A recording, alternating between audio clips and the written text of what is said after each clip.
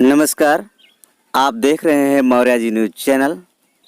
आज ये corona virus की जंग में ये पता चल चुका है कि गरीबों का कोई नहीं है। गरीबों के नाम पर आप संसद बन सकते हैं, विधायक बन सकते हैं, राज सत्ता में पहुंच सकते हैं, कुर्सी आपको मिल सकती है। और मिलने के बाद गरीबों के लिए कितना आप करेंगे, ये तस्वीरें बयां कर रही हैं।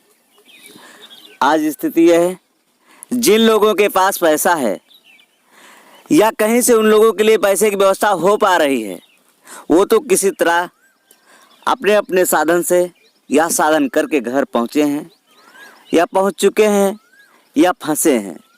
आज हम उन लोगों की बात करेंगे जिन लोगों के पास ना तो साधन है, ना तो पैसा है, कुछ भी नहीं है।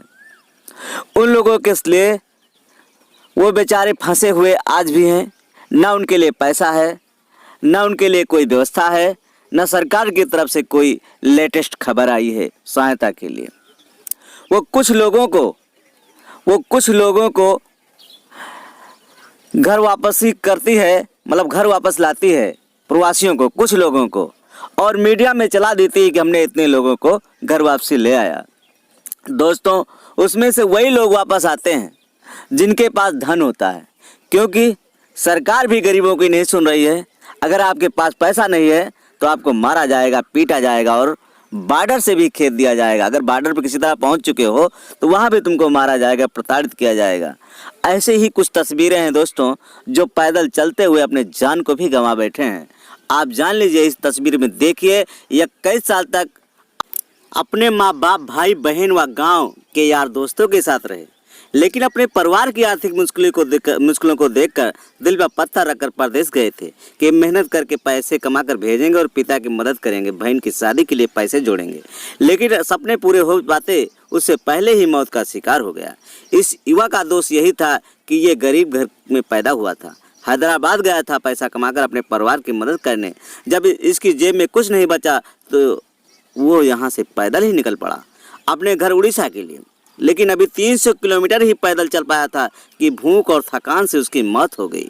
यदि अमीर होता तो देश की सरकारें इसे विमान से उसके घर पहुंचाती, लेकिन अफसोस इस बात का है वो गरीब है। तो दोस्तों, गरीबों के लिए कौन होता है? तो ज़रूरत इस बात की है कि अगर गरीबों के लिए कोई नहीं है तो गरीबों को भी सोचना चाहिए कि कोई सरकार ऐसी हो जो संवेदनशील हो। अगर आपके अंदर संवेदना नहीं है तो गरीबों की संवेदना कहाँ समझ पाओगे? ऐसी कुछ घटनाएं हैं दोस्तों।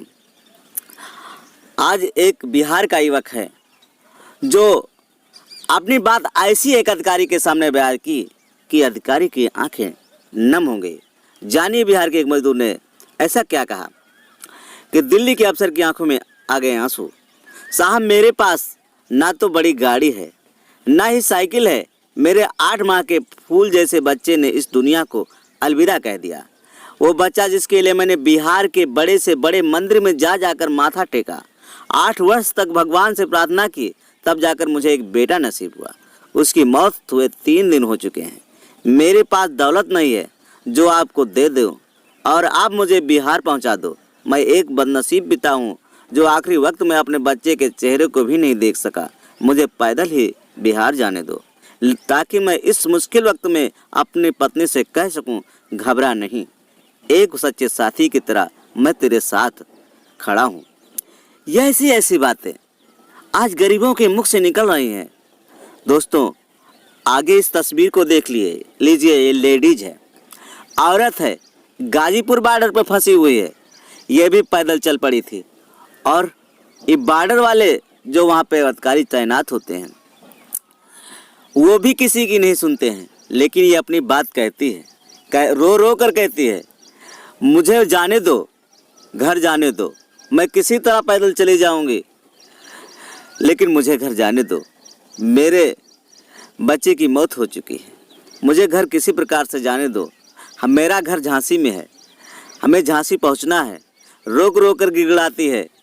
तो दोस्तों, इस प्रकार की बहुत सी घटनाएं हैं जो शरीर को, मन को, मस्तिष्क को हर प्रकार से मतलब कि अगर संवेदनशील व्यक्ति है तो झकझोर कर रख देती हैं। दोस्तों, ये खबर इसलिए बताता हूँ ताकि गरीबों को सोचना चाहिए कि ऐसी सरकार न लाए जो संवेदनशील न हो।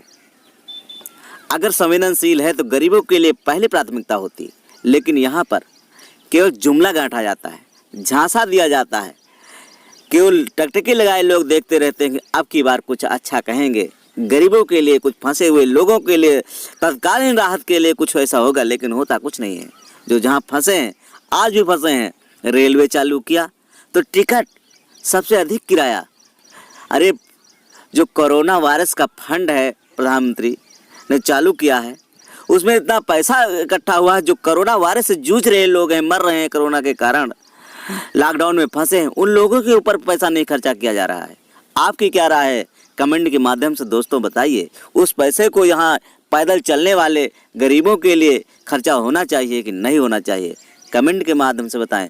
आपकी राय का, आपकी प्रतिक्रिया का इंतजार रहेगा।